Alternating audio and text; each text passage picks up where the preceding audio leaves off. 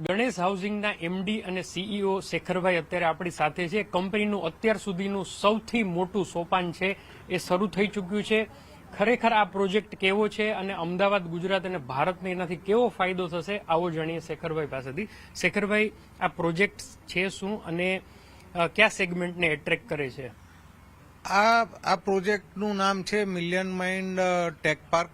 આ project 65 acre જગ્યામાં બનેલો છે. એમાં ટોટલ 1,80,00,000 ફૂટનું ડેવલપમેન્ટ થવાનું છે. એના ફર્સ્ટ ફેઝનું પહેલું બિલ્ડિંગ જે અમે અત્યારે તૈયાર કર્યું છે 13.5 લાખ સ્ક્વેર ફીટનું બિલ્ડિંગ છે અને એમાંથી લગભગ 60થી 65% જગ્યા ઓલરેડી અમે લીઝ કરી દીધી છે અને હોપફુલી આગલા 3 મહિનામાં 4 મહિનામાં આ જગ્યા અમે લીઝ કરી દઈશું. મોટાભાગે અત્યારે જે ગુજરાતમાં નવા જીસીસીસ ઘણા આવી રહ્યા છે, ગ્લોબલ કેપેબિલિટી સેન્ટર્સ, એટલે આમ એમએનસીની બેક ઓફિસ અને અત્યારે ગ્લોબલ કેપેબિલિટી સેન્ટર કહે છે.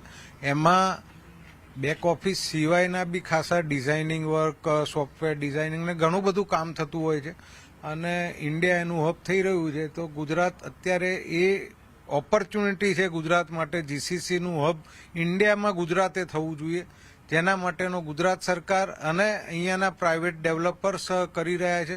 એક ગ્રેડ એ ઓફિસ ઇન્ફ્રાસ્ટ્રક્ચર અને એ પણ એક ઇન્ટિગ્રેટેડ, એટલે જે મેં 18 મિલિયન સ્ક્વેર ફીટ કહ્યું એમાં એક અમારું ઇન્ટિગ્રેટેડ ડેવલપમેન્ટ છે, જેમાં 10 લાખ ફૂટ કમર્શિયલ સ્પેસ છે, 10 million square feet commercial space છે, 6 million square feet residential space છે અને 2 million square feet mall, hotel અને સર્વિસ અપાર્ટમેન્ટ છે. તો આખું ઇન્ટિગ્રેટેડ સિટી બનશે, સિટી ઇન સિટી.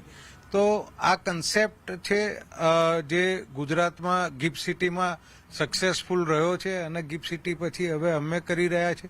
તો આઈ થિંક વીલ કોમ્પ્લિમેન્ટ, અમે લોકો ગિફ્ટ સિટીને કોમ્પ્લિમેન્ટ કરીશું અને ગિફ્ટ સિટી અમારું એન્કર છે, ગુજરાતનું એન્કર છે, અમદાવાદનું એન્કર છે અને એની પાછળ હોપફુલી આવા મિલિયન માઇન્ડ જેવા બીજા 10-15 પ્રોજેક્ટ ગુજરાતમાં આવશે.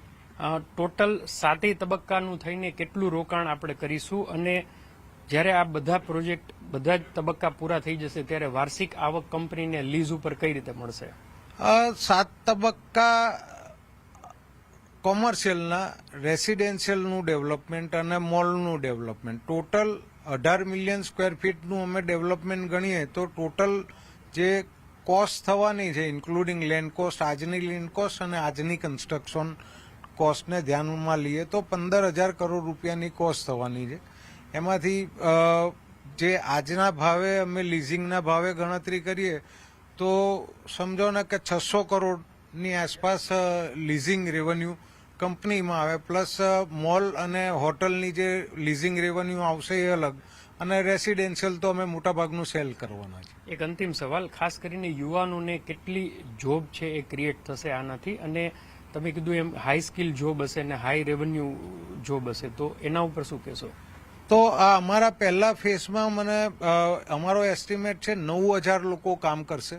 9,000 યુવાનોને હાઈ સ્કિલ અને હાઈ પે જોબ મળશે અને ટોટલ 7 ફેઝ ડેવલપ થશે ત્યારે 70,000 લોકો માટેનું આ એક અહીંયા આગળ જોબ ક્રિએટ થશે. એટલે 70,000 લોકો એક જ ઇન્ફ્રાસ્ટ્રક્ચરમાંથી કામ કરતા હોય અને હાઈ પેઇંગ જોબ હોય તો એક અમદાવાદનું પણ ફ્યુચરમાં બાકી બધા રિયલ એસ્ટેટમાં, એટલે હાઉસિંગને પણ બઢાવો મળશે, મોલને, રેસ્ટોરન્ટ્સને બધા, એટલે ઓવરઓલ અમદાવાદની ઇકોસિસ્ટમને આખા પ્રોજેક્ટથી ઘણો બધો ફાયદો થઈ શકે છે. Thank you sir.